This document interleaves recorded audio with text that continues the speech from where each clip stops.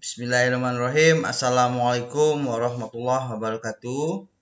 Syukur alhamdulillah kita masih diberikan nikmat sehat, nikmat kesempatan oleh Allah Subhanahu wa taala bahwasanya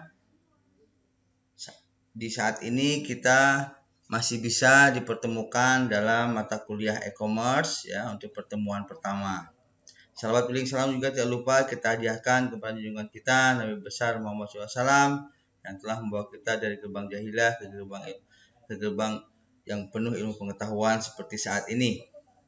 Baik, di pertemuan pertama saya sudah membahas tentang silabus, tugas, serta tujuan mata kuliah ini. Nah, saat ini kita akan membahas tentang apa saja hal-hal yang berhubungan dengan e-commerce, ya. Dan kita akan membahas apa itu e-commerce serta hal-hal pendukungnya.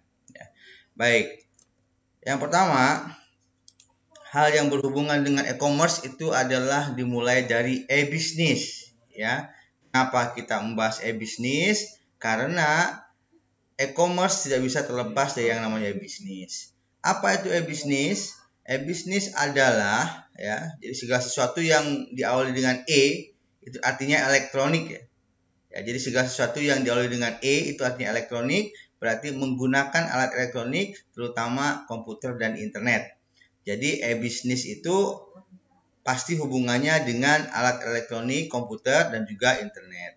Nah, jadi e-bisnis atau electronic business dapat didefinisikan sebagai aktivitas yang berkaitan secara langsung maupun tidak langsung dengan proses pertukaran barang atau jasa dengan memanfaatkan internet sebagai media komunikasi dan transaksi. Ya, e-bisnis juga salah satu aplikasi teknologi internet yang menambah dunia bisnis internal, melingkupi sumber daya manusia, sumber daya teknologi, proses marketing dan pemasaran, manajemen perkantoran, proses audit, dan segala macam elemen lainnya. Jadi e-bisnis ini sangat luas ya. Jadi semua proses bisnis perusahaan, semua proses bisnis organisasi itu dilakukan menggunakan media komunikasi dan internet. Itu yang dikatakan dengan e-bisnis. Ya. Jadi e-bisnis tidak hanya penjualannya saja, tidak hanya pemasarannya saja, namun semua proses bisnis ya. Mulai dari sumber daya manusianya, SDM, sumber daya teknologinya, proses marketing atau pemasaran ya, manajemen perkantoran, audit dan segala macamnya ya, keuangan ya, administrasi dan sebagainya dilakukan secara online ya, menggunakan media komunikasi dan internet. Nah, itu yang dikatakan dengan e-bisnis ya, e-bisnis. Nah, definisi e-bisnis ya menurut IBM ya, kenapa saya mengutip menurut IBM? Karena e-bisnis ini sejarahnya muncul akibat pada saat itu IBM mengalami kemunduran atau kerugian. Nah, lantas CEO IBM, ya IBM itu adalah perusahaan IT yang concern di hardware ya, seperti server, PC dan lain sebagainya. Ya, sampai sekarang masih ada, masih merupakan salah satu perusahaan IT terbesar di dunia selain Microsoft, Oracle, SAP dan lain sebagainya. Nah, jadi pada dahulu kala gitu ya, bukan dahulu kala, artinya di tahun 1900-an ya, IBM itu mengalami kemunduran, kerugian. Oleh karena itu, CEO atau pimpinan IBM berpikir bagaimana agar IBM ini maju kembali dan muncullah istilah e-business ya. Jadi definisi e-business menurut IBM adalah sebuah pendekatan yang aman ya, fleksibel dan terintegrasi untuk memberikan nilai bisnis yang berbeda dengan mengkombinasikan sistem dan proses yang menjalankan operasi bisnis utama dengan pemanfaatan teknologi internet. Jadi pada saat itu CEO IBM berpikir bagaimana memanfaatkan internet, karena pada saat itu internet sedang booming. Ya, pada saat itu internet sedang booming di tahun 1900-an, internet itu sedang booming, sedang mulai berkembang sehingga CEO IBM berpikir bagaimana menjalankan bisnis dengan memanfaatkan internet. Maka muncullah istilah e-business ya. Jadi dari konsep yang dipopulerkan IBM ya, jadi konsep e-business itu dipopulerkan oleh IBM. Ya, akhirnya banyak perusahaan software besar yang ikut mengembangkan layanan e-business. Di antaranya The Big Four, ya, istilahnya The Big Four itu IBM, Oracle, SAP, dan Microsoft. Ya, mereka mengadopsi konsep e-businessnya IBM ini. Ya, layanan e-business yang mereka kembangkan telah terintegrasi dalam suatu paket produk. Ya, contohnya IBM Business Solution. Ya, itu produk IBM bagaimana menjalankan roda bisnis, roda organisasi secara elektronik, ya, memanfaatkan internet. Lalu Oracle membuat Oracle Business Intelligence, ya, Oracle membuat Business Intelligence ini untuk bisa bagaimana sebuah perusahaan berjalan, ya, menggunakan tingkat intelijensi dari komputer dan internet, ya. Lalu SAP, ya, SAP ini perusahaan software juga, perusahaan yang bergerak di enterprise arsitektur IT, ya. SAP Business Suite namanya, dan Microsoft pun menciptakan Microsoft Dynamics, ya. Jadi intinya, ya, e-business ini konsepnya dimulai oleh perusahaan IBM, lalu berkembang terus, ya, ditiru oleh berbagai perusahaan besar, dan sampai saat ini istilah e-business digunakan dalam pengelolaan sebuah bisnis atau organisasi secara elektronik memanfaatkan komputer dan internet. Itulah yang namanya e-business. Ya, nanti kita akan lihat apa hubungan e-business dengan e-commerce, ya. Berikut kita masuk ke e-commerce. Nah, sedangkan e-commerce itu apa? Ya, jadi kita nanti bisa Anda bedakan apa itu perbedaan e-business dan e-commerce. Ya, jadi kalau e-commerce, ya, adalah perdagangan atau jual beli melalui jaringan elektronik, di mana komputer sebagai sarana yang digunakan untuk memudahkan semua operasi perusahaan. Nah, di sini perlu digarisbawahi, ya, kalau e-commerce itu adalah perdagangan atau jual beli. Sedangkan e-business adalah memanfaatkan internet dan komputer untuk semua proses bisnis. Nah, gitu, ya. Untuk semua proses bisnis di sebuah perusahaan. Jadi tidak hanya perdagangan, tidak hanya jual beli, ya, yang lain pun di-cover oleh e-business. E-commerce atau electronic commerce, ya, adalah pembelian, penjualan, pemasaran barang dan jasa melalui sistem elektronik seperti internet, televisi, World Wide Web, ataupun jaringan-jaringan komputer lainnya, ya. E-commerce melibatkan transfer dana elektronik, pertukaran data elektronik, sistem manajemen inventory otomatis, dan sistem pengumpulan data otomatis. Salah satu jaringan yang digunakan adalah internet. Jadi dari sini kita bisa menyimpulkan bahwa kalau e-commerce itu concern di perdagangan atau jual beli, ya, itu e-commerce, ya, lebih concern ke perdagangan atau jual beli, memanfaatkan jaringan elektronik dan internet sebagai media pengolahan perdagangannya, ya. Nah, ada dua operasional perusahaan dalam e-commerce, ya, yaitu pihak internal, ya, bagian dalam perusahaan. Misalnya kita punya toko, punya perusahaan yang bergerak di bidang e-commerce, maka pihak internalnya adalah bagian keuangan, bagian pemasaran, bagian produksi, dan bagian fungsional lainnya.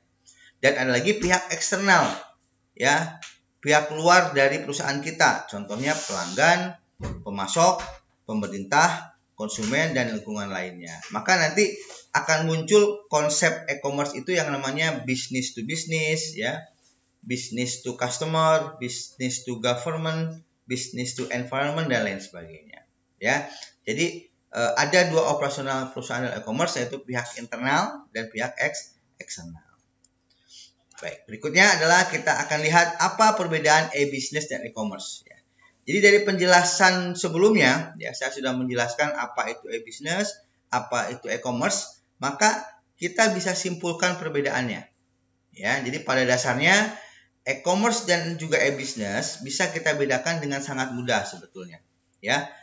Hampir semua e-commerce adalah bagian dari e-business. Nah, ya. Jadi tidak salah apabila kita menyebutkan banyak toko-toko online sebagai bentuk dari e-commerce ataupun e-business, ya. Namun demikian tetap ada sebuah perbedaan antara keduanya yang berbeda dalam jaringan internet ini, yaitu yang nanti kita bahas, ya. Jadi intinya adalah bahwa E-commerce merupakan bagian dari e-business, ya. Jadi e-business itu jika kita lihat sebuah environment yang besar, nah di dalamnya itu ada e-commerce salah satunya, ya. Nah, namun lebih detailnya bisa kita lihat perbedaannya adalah e-business itu mencakup area yang sangat luas, mulai dari pembangunan modal, SDM, sumber daya teknologi, proses marketing, pemasaran, manajemen perkantoran, proses audit, dan segala macam elemen lainnya. Jadi semua elemen bisnis itu di cover oleh e-business. Sedangkan e-commerce hanya berfokus pada proses jual belinya saja atau pemindahan tangan yang dilakukan melalui proses transaksi secara elektronik di sebuah situs ataupun market market di internet gitu, ya, market elektronik. Nah, jadi e-commerce lebih konsen fokus ke proses jual belinya, ya. Kalau e-business seluruhnya, tidak hanya jual belinya. Lalu e-commerce merupakan bagian kecil dari sebuah e-business. Ibaratnya apabila kita ibaratkan sebuah tubuh manusia, ya, e-business adalah tubuh manusianya, sedangkan e-commerce hanyalah bagian kecil dari tubuh, misalnya tangan kiri atau tangan kanan manusia saja. Jadi dia merupakan bagian dari e-business, ya.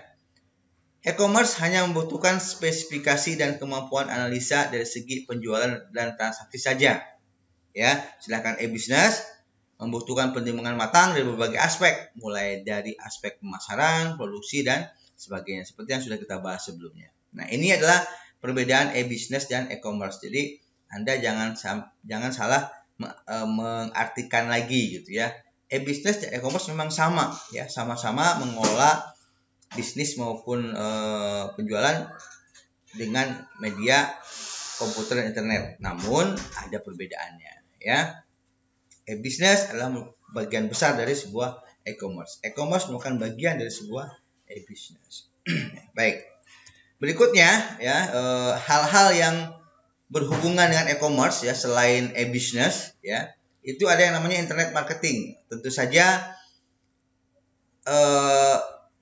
e-commerce tidak akan terlepas dari yang namanya internet marketing. Kenapa? Karena e-commerce itu adalah penjualan, ya, jual beli melalui media internet. Otomatis dalam jual beli biasanya kita kan ada pemasaran atau marketing. Nah, berarti marketingnya pun harus melalui internet. Nah, jadi ada istilah di e-commerce yang namanya internet marketing. Apa itu internet marketing? Internet marketing adalah jenis pemasaran yang menggunakan berbagai platform online sebagai sarananya.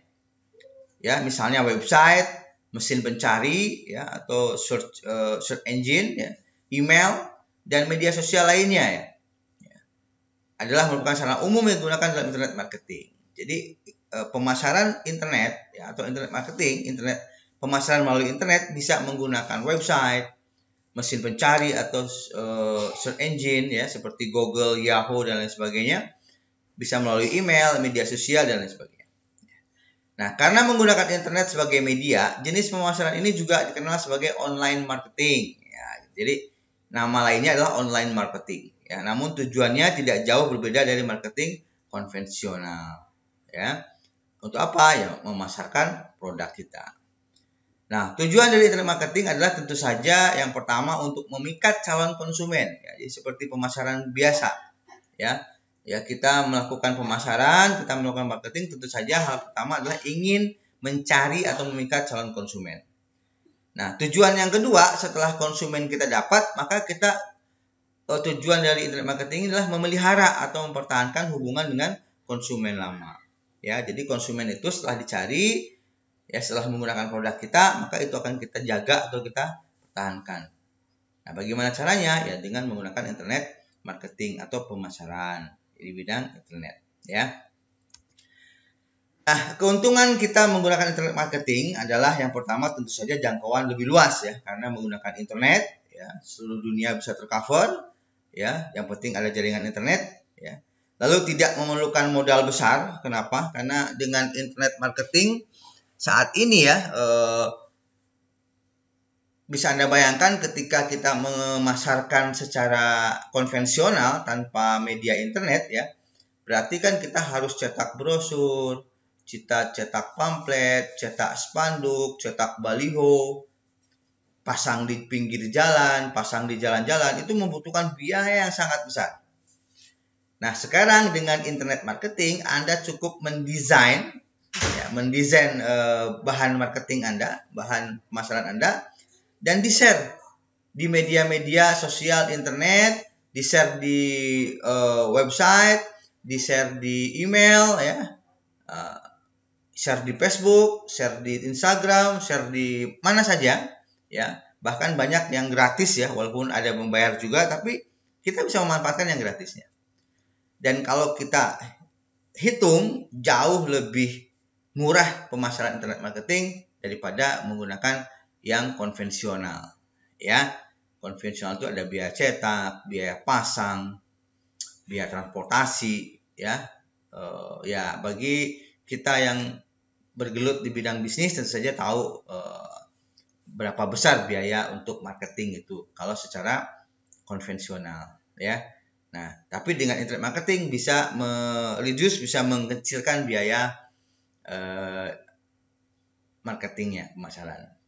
Lalu performa juga mudah diukur ya, karena biasanya media-media sosial ya, media-media di internet itu ada report ya, sejauh mana pemasaran kita ter-share atau terbagi ya. Contohnya saja kalau kita menggunakan fanpage di Facebook ya yang berbayar ya, bayarnya tidak mahal di fanpage itu ya, tapi langsung menjangkau targetnya gitu ya. Nah, itu ada reportnya gitu ya, bahwa iklan kita sudah dilihat oleh berapa banyak orang, iklan kita sudah tershare ke berapa banyak pengguna gitu ya. Jadi performanya mudah diukur. Lalu menghasilkan audiens yang relevan, artinya sesuai dengan tepat sasaran. Ya, beda dengan marketing konvensional. Ketika kita mengiklankan produk orang dewasa, kita pasang di pinggir jalan, otomatis kan hanya yang melihat tidak hanya orang dewasa. Ya, semua dari kecil sampai besar bisa melihat, berarti target kurang relevan gitu. Tetapi kalau dengan internet marketing, misalnya menggunakan media sosial, menggunakan platform-platform untuk marketing, itu biasanya mereka menanyakan iklan ini akan di-share dari usia berapa sampai berapa, ya. Atau misalnya contoh target kita adalah iklan untuk anak SMA ya, seperti kampus lah misalnya SMK Dianusa itu beriklan.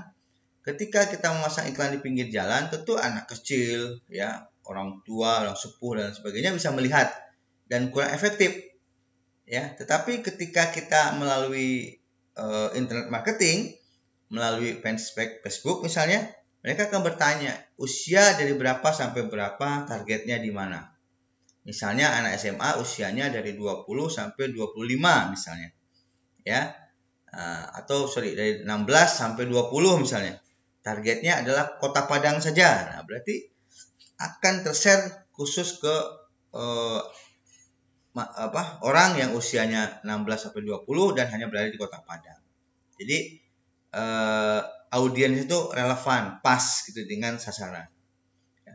Mudah untuk mendapatkan leads ya. Lead itu artinya pengakuan ya, ataupun yang setia dengan kita gitu ya. Mudah mendapatkan pengikut setia, konsumen setia. Lalu usaha pemasaran jadi lebih ringan ya, karena tidak perlu memasang manjat di pinggir jalan, perlu berkeliling-keliling, tidak perlu lagi ya. Jadi ini adalah beberapa keuntungan ketika kita menggunakan internet marketing ya. Nah, e-commerce tentu saja marketnya harus menggunakan internet marketing ya. Jadi kalau e-commerce ya jangan sampai pemasarannya masih manual gitu, masih konvensional. Baik, nah ini beberapa strategi internet marketing ya. Jika Anda besok memiliki sebuah e-commerce ya, misalnya Anda menjadi seorang usaha, membuat sebuah startup ataupun minimal membuka toko online ya, ataupun Anda membuka marketplace dan lain sebagainya. Nah, ini bisa digunakan internet marketing ini. Ya, yang pertama, internet marketing bisa melalui website tentu saja ya. Jadi Anda bikin sebuah website ya. sekarang website bisa dibuat oleh siapa saja. Ya, kalau dulu mungkin hanya orang-orang komputer, ya, orang yang ngerti program yang bisa bikin website, tapi sekarang sudah banyak, ya, platform ataupun aplikasi untuk membuat website secara instan. Nah, apalagi Anda yang kuliah di jurusan sistem informasi, otomatis tentu saja harus mampu untuk menciptakan sebuah website, ya. Pakai CMS saja gitu ya, website informasi, ya. Segala informasi untuk marketing kita, gampang. Atau lebih gampang lagi pakai blog, gitu ya. Cuma bedanya blog tentu saja harus fokus, misalnya tidak bisa lebih luas, ya. Jadi tidak bisa seluas website. Isi kontennya maksud saya gitu, ya. Dan cuma kelebihan blog tentu saja banyak blog gratis, ya. Artinya Anda tidak perlu membayar untuk hosting dan domain gitu. Tapi kalau menciptakan website sendiri tentu harus punya domain dan hosting. Nah, buat blog ya, saya yakin semua Anda tahu apa itu blog ya. Blog adalah sama dengan website, namun biasanya dia lebih fokus kepada hal-hal tertentu ya. Misalnya blog pendidikan ya, hanya membahas tentang pendidikan ya. Blog tentang mobil ya, berarti dia hanya membahas tentang mobil. Lalu datangkan traffic dengan search engine optimization. Nah, ini SEO ya, SEO. Ini adalah kita menciptakan supaya di mesin pencari, contohnya di Google, bagaimana produk kita itu ketika di searching dia jadi nomor 1 gitu. Ya, contoh misalnya Anda punya e-commerce di bidang penjualan baju ya. Nah, jadi ketika orang searching baju merek apa gitu ya, nah, Anda yang paling atas gitu.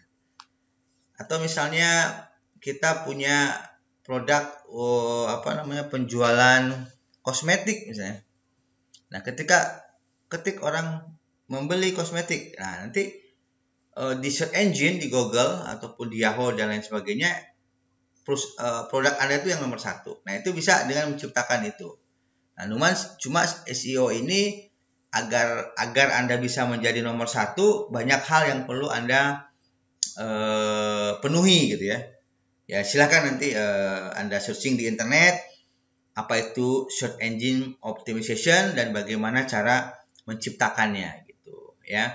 Nanti banyak hal-hal yang perlu dipenuhi, harus begini sehingga Anda bisa menjadi nomor 1 di search engine.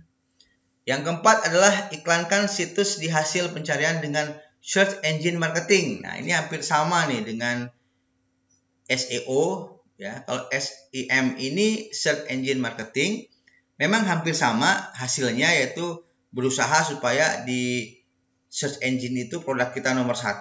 Cuma bedanya kalau dengan search engine marketing ini kita harus membayar ke layanan mesin pencari. Misalnya kita pakai Google ya, kita mungkin membayar ke Google agar produk kita menjadi nomor 1 dan teriklankan di Google gitu ya. Tapi kalau SEO tidak perlu mengeluarkan biaya, cuma banyak hal yang perlu Anda penuhi gitu supaya Anda menjadi nomor 1. Ya, saya pernah didatangi oleh seorang alumni ya. Kebetulan dia bergerak di bidang travel ya, menyewakan mobil rental dan juga menyewakan bus-bus pariwisata. Dia datang ke kampus menanyakan bahwa ada nggak alumni kita yang paham ataupun mampu membuat SEO ini, katanya gitu, search engine optimization ini. Ya, bagaimana konsepnya? Pokoknya dia mampu lah. Nah, kalau ada dia ingin meng-hire-nya gitu. Jadi nanti khusus dia menangani SEO ini supaya ketika orang mengetik rental mobil di Padang, nah, jadi rental dia yang akan menjadi nomor 1 di search engine. Nah, terus saya bilang kenapa enggak yang berbayar saja gitu kan? Ya ada alasannya lah kenapa tidak yang berbayar. Mungkin bayarnya terlalu mahal ataupun belum mampu untuk membayar mahal ya, sehingga mencari cara lewat SEO ini. Yang kelima, internet marketing bisa menggunakan email marketing tentu saja, artinya Anda bisa mengirim email ke email-email yang bisa Anda dapatkan untuk mengiklankan produk Anda. Lalu juga bisa menggunakan guest blogging. Nah, jadi ini ada kaitannya dengan nomor 2, membuat blog ya. Guest blogging ini artinya Anda bikin blog, nanti di blog Anda itu Anda datangkan blog orang lain gitu, linknya. Nah, gitu. Sehingga orang mau mengunjungi blog Anda. Kenapa? Karena di blog Anda itu banyak blog-blog lain gitu yang menginformasikan tentang hal yang lain gitu, ya. Itu biasanya itu yang namanya guest blogging ya, blog tamu di blog kita. Jadi di blog kita itu kita bikinkan juga link-link menuju ke blog yang lain. Nah, sasarannya supaya apa? Supaya tentu ketika orang masuk ke blog yang orang lain pun blog kita ada di sana. Jadi saling timbal balik lah. Blog kita pun linknya ada di blog mereka.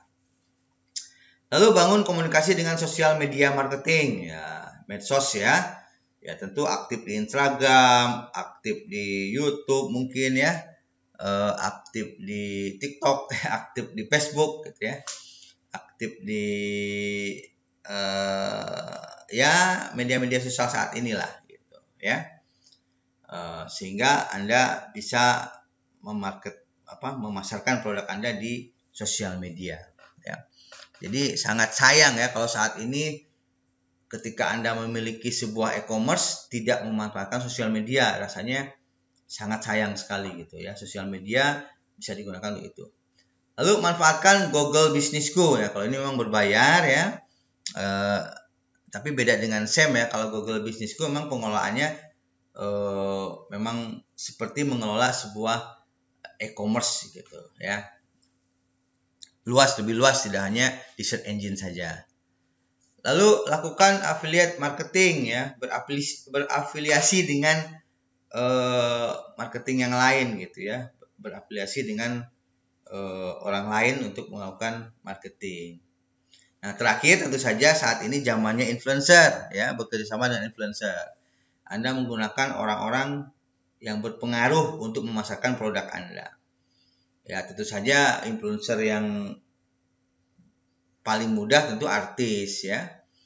Artis, ustadz yang terkenal, tokoh-tokoh masyarakat yang terkenal. Jadi bersama dengan influencer lah. Ya, ini udah biasa dilakukan saat ini gitu.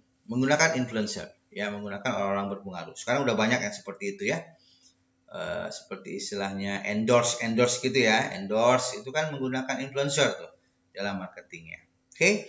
Ini adalah beberapa hal yang bisa Anda lakukan dalam internet marketing berkenaan dengan e-commerce. Oke.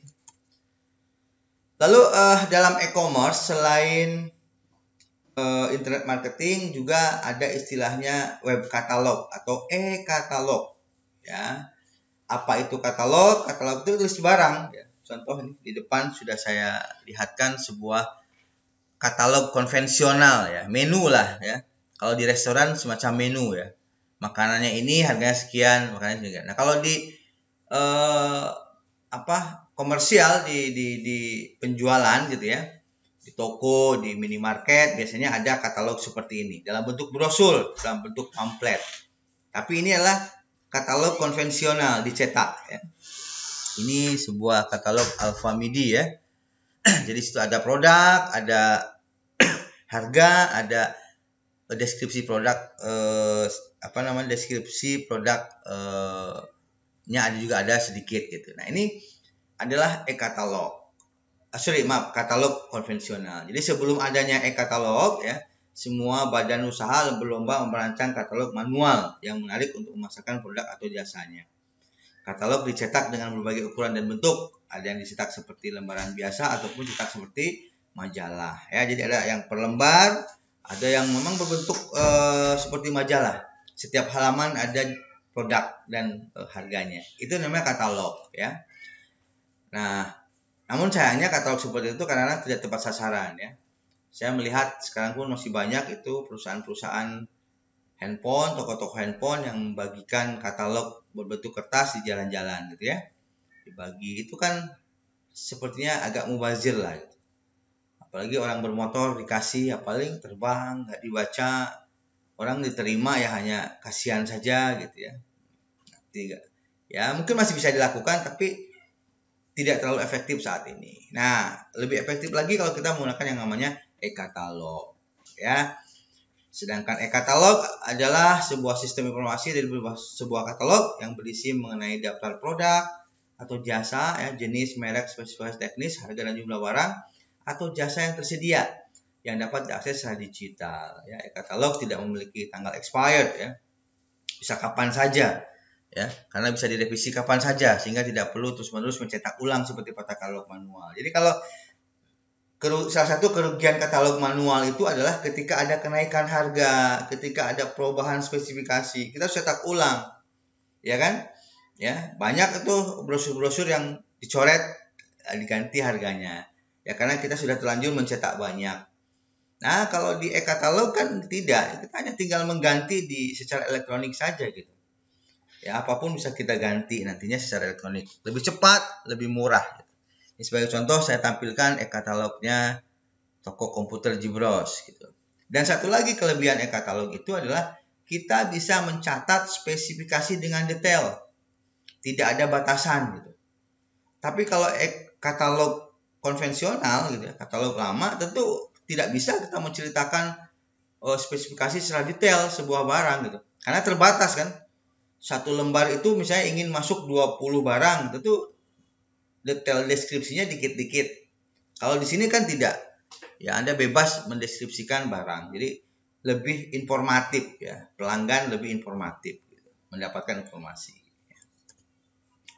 Nah, manfaat dari e-katalog adalah yang pertama mudah diakses berbagai pihak, selalu update dan efisien ya. Jadi tentu saja mudah diakses ya karena dia akan dipasarkan melalui internet. Akan disebarkan melalui internet gitu ya. Melalui media sosial, melalui email, melalui blog, melalui website. Nah, otomatis bisa diakses semua pihak. Dan dia akan selalu update dengan efisien. Artinya ketika ada perubahan ya efisien gitu ya. Tidak memerlukan biaya besar, tidak perlu cetak lagi, tidak perlu merubah lagi. Ya, hanya tinggal merubah di e-katalognya saja. Ya, bahkan sekarang pemerintah juga sudah menggunakan e-katalog ya untuk pengadaan barang dan jasa. Ya. Jadi sekarang kalau kita di pemerintahan kalau mau membeli barang dana pemerintah, ya kita tidak boleh sembarangan, kita harus masuk ke e-katalog. Ya.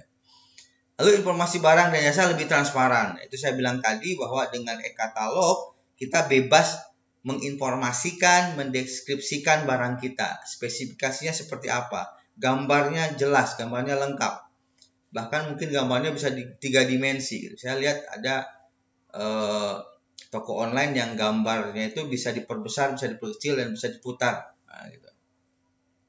Nah, itu lebih transparan berarti kan. Nah, inilah keuntungan e-katalog. Jadi kalau kita berbicara masalah e-commerce, berarti marketingnya harus marketing, katalognya pun harus e-katalog ya. Lalu ketika kita berbicara masalah e-commerce, kita akan berbicara juga yang masalah namanya web store atau toko online. Nah, saat ini sudah sangat menjamur ya, apalagi masa pandemi ini. Banyak orang di PHK ya. Banyak orang yang tidak punya pekerjaan lagi, lalu mereka beralih ke membuka toko online ya. Jadi apa itu toko online? Toko online adalah sebuah toko yang menjual barang-barang yang direalisasikan dalam tampilan sebuah website yang dapat diakses saat terhubung dengan jaringan internet. Jadi artinya adalah kita melakukan penjualan melalui internet ya. Jadi pelanggan itu melihat barang melalui internet, memilih barang melalui internet, membayar barang melalui internet. Mungkin hanya pengirimannya saja yang tidak melalui internet, masih konvensional gitu. Ya. Nah, itu yang namanya toko online. Ya, toko online. Jadi dia menjual biasanya kalau toko online ini spesifik barangnya, misalnya toko baju ya menjual baju saja, toko sepatu menjual sepatu saja. Ya, artinya jarang kita melihat toko online yang di situ menjual baju, menjual makanan juga gitu. Ya, biasanya kalau makanan saja atau fashion, makanan, alat-alat sport gitu ya. biasanya spesifik, yaitu toko online, ya. Jadi ya tentu saja sangat berbeda dengan toko konvensional ya, yang harus ada gedung untuk penjualan, ruangan, harus ada tempat nyimpen barang, harus ada gudang, harus ada pekerja yang banyak untuk melayani pelanggan. Toko online tentu tidak seperti itu, ya. Bisa dikelola hanya oleh satu orang sebetulnya. Nah, apa keuntungan kita menggunakan toko online gitu atau membuat toko online? Tentu saja yang pertama memudahkan transaksi ya. Pelanggan tidak perlu datang ke toko. Pelanggan pun kalau memilih-milih di toko kan biasanya bosan, lama ya. Dan barang pun sulit mencarinya. Tapi kalau di toko online kan mudah ya. Pelanggan tinggal akses toko online kita. Mungkin ada menu searching di situ, misalnya mencari baju anak, ya. Nah, keluarlah baju-baju anak, keluar harganya, keluar spesifikasinya, ya. Dia pesan, dia bayar, langsung di situ. Berarti kan memudahkan transaksi, juga memudahkan proses pemesanan tadi, ya. 3, memudahkan mengarahkan pelanggan, artinya pelanggan bisa diarahkan langsung ke produk yang mereka inginkan. Kalau di toko konvensional kan bisa saja pelanggan berputar-putar mencari barang yang diinginkan. Ya, terasa oleh saya ketika mau membeli baju anak di toko biasa, ya kita kadang jalan-jalan lihat-lihat gitu ya. Atau kalau udah capek kita tanya, di mana ya mencari baju ini untuk anak umur sekian. Nah, kalau di toko online kan tidak perlu. Kita bisa bikin fasilitas yang lebih komunikatif. Lalu menarik pelanggan kembali gitu ya. Artinya ketika pelayanan kita sangat bagus di toko online kita, pelanggan akan dengan senang hati untuk membeli produk kita kembali. Lalu tentu saja efisiensi biaya ya. Tidak perlu sewa ruko, tidak perlu sewa gedung, tidak perlu membayar gaji karyawan yang banyak gitu ya. Tidak perlu biaya pengiriman, karena biasanya pengiriman dibebankan kepada pelanggan gitu ya. Jadi akan efisiensi lah. Ya, cukup dari rumah saja gitu ya. Lalu jangkauan penjualan sangat luas ya. Seluruh dunia bisa kita jangkau gitu ya. Karena menggunakan fasilitas internet. Di mana ada akses internet, di situ bisa toko online kita diakses oleh pelanggan. Tidak terbatas ruang dan waktu, ya artinya boleh diakses dari mana saja, kapan saja ya. Ya, 1 hari 24 jam, seminggu 7 hari, sebulan 31 hari ya. Itu aktif terus, tidak pernah berhenti untuk bertransaksi ataupun melakukan penjualan. Beda dengan toko konvensional kan ya, walaupun ada toko 24 jam, tapi saya rasa tidak banyak lah toko-toko baju seperti ini 24 jam, toko komputer dan sebagainya. Dan keuntungan akan lebih besar tentu saja dengan efisiensi biaya, dengan jangkauan yang luas ya, pemesanan tidak terbatas ruang dan waktu, itu akan efeknya ke keuntungan ya, akan lebih besar ya, karena kita tidak banyak mengeluarkan kos untuk yang lain gitu ya. Untuk gaji karyawan mungkin efisiensinya, untuk biaya listrik tidak ada lagi di toko ya, sewa toko tidak ada. Jadi intinya dengan keuntungan-keuntungan tadi itu efeknya adalah dengan keuntungan yang lebih besar. Itu dengan toko online. Nah, berikutnya ya, ada lagi istilah di e-commerce adalah marketplace. Nah, ini hati-hati. Terkadang bagi yang belum tahu ya, marketplace itu ya seperti toko online gitu. Jadi misalnya kalau saya bilang sebutkan sebuah toko online, contoh toko online, nah, Anda nggak bisa mengatakan Bukalapak. Memang betul dia tokonya online, tapi Bukalapak itu adalah kategori marketplace. Apa itu? Ya, marketplace merupakan website pihak ketiga yang bertindak sebagai perantara yang menghubungkan penjual dengan pembeli. Jadi dia hanya menyediakan tempat, menyediakan lapak lah istilahnya. Kalau Bukalapak itu kan menyediakan lapak. Jadi kita yang menyediakan pasarnya. Nanti si penjual dan si pembeli masuk ke market kita, gitu, ke pasar kita. Ya, bisa dikatakan marketplace adalah department store online, di mana banyak penjual dengan berbagai jenis produk yang dijual dalam satu lokasi yang sama. Ya, contoh Lazada, Bukalapak, Tokopedia. Ya, di Bukalapak ataupun di Tokopedia kan banyak toko lain yang masuk di dalam, bukan mereka yang berjualan. Ya, bukan produk mereka yang mereka jual. Beda dengan toko online. Toko online biasanya hanya spesifik satu bukan satu produk, tapi spesifik satu satu ekosistem inilah penjualan. Contoh misalnya passion ya, hanya passion aja gitu, dan dimiliki oleh si penjual langsung gitu, ya. Nah, atau misalnya toko elektronik ya, isinya HP, TV dan sebagainya, komputer. Nah, itu toko online ya, dan langsung ke si penjual. Tapi kalau marketplace itu si penjual mendaftarkan tokonya ke marketplace itu. Si pembeli pun masuknya ke marketplace dulu, baru diarahkan ke jual. Ya semacam pasar biasa lah. Ya, ketika Anda masuk ke pasar alai gitu ya, atau ke pasar raya, Anda di sana kan bisa beli ikan, bisa beli daging, bisa beli sayur, macam-macam, bisa beli baju. Nah, tapi ketika Anda pergi ke toko baju, ya Anda hanya bisa beli baju kan, hanya bisa beli fashion gitu. Ketika Anda masuk ke toko fashion, ya Anda hanya bisa beli fashion. Anda tidak bisa beli sayur di toko fashion. Nah, tapi kalau di pasar raya kan bisa, karena ada di sana. Nah, itulah marketplace. Jadi hati-hati membedakan antara toko online dan marketplace. Walaupun sama-sama sama-sama e-commerce ya, menggunakan internet. Ya, gitu. Itu marketplace. Nah, berikutnya lagi yang berhubungan dengan e-commerce itu ada yang namanya pembayaran elektronik. Tentu saja ketika kita melakukan perdagangan di dunia internet, maka pembayaran pun harus menggunakan pembayaran elektronik, ya.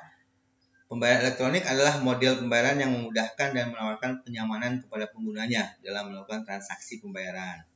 Pengguna hanya perlu melakukan transaksi dengan memanfaatkan internet, yaitu secara online, tanpa harus bertemu atau datang jauh-jauh untuk menemui penjual.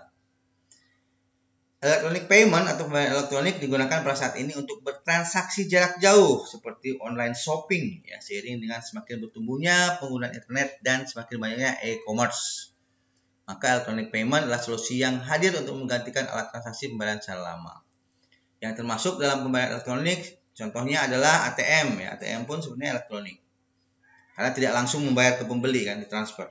E-money ya, e-money seperti Sakuku, GoPay ya, dan lain sebagainya ya. Lalu ada internet banking, ada kartu kredit, ada kartu debit, mobile payment ya, pembayaran pakai mobile banking dan sebagainya. Ya. Ini saya juga sudah gambarkan contoh ya, ada kartu kredit Mastercard, Visa ya, Discover, American Express ya, ada PayPal, Asia Pay, PayDollar dan lain sebagainya. Kalau di Indonesia kan yang yang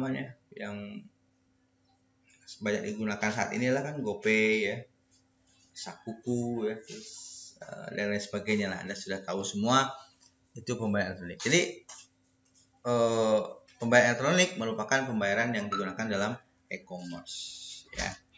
Ini nanti akan dibahas secara detail ya di pertemuan berikut, apa saja pembayaran elektronik yang bisa digunakan di e-commerce. Lebih detail lagi satu persatu dibahas. Oke, itu yang bisa saya sampaikan untuk materi pertama ya, di e-commerce ya. Di pertemuan awal kita hanya membahas silabus dan penugasan serta teknik pengiriman tugas, dan ini merupakan materinya. Oke, jadi untuk tugas pertama seperti yang sudah disampaikan bahwa buatlah tulisan top paper dari materi pertemuan satu ini ya. Tulisan dalam bentuk Word atau PDF dikirim melalui Learning Janusa paling lama tanggal 9 April ya. Sekali lagi jangan lupa kerjakan tugasnya, karena tugas selain untuk nilai juga untuk persiapan Anda ujian UTS gitu dan UAS nantinya ya. Karena Anda tidak memiliki modul pembelajaran seperti biasanya yang saya kirim. Saya ingin Anda yang membuat sendiri dari apa yang telah saya sampaikan. Boleh ditambah, boleh. Ya silahkan. Jika Anda ingin menambahkan informasi-informasi atau teori-teori yang Anda dapat dari buku maupun internet. Baik, saya rasa itu saja pertemuan kita pada kesempatan ini, membahas tentang hal-hal yang berhubungan dengan e-commerce ya. Mohon maaf apabila ada kekurangan, jangan lupa dikerjakan tugasnya ya, terlebih terkurang. Sekali lagi saya mohon maaf. Wabillahi taufiq wal hidayah. Assalamualaikum warahmatullahi wabarakatuh.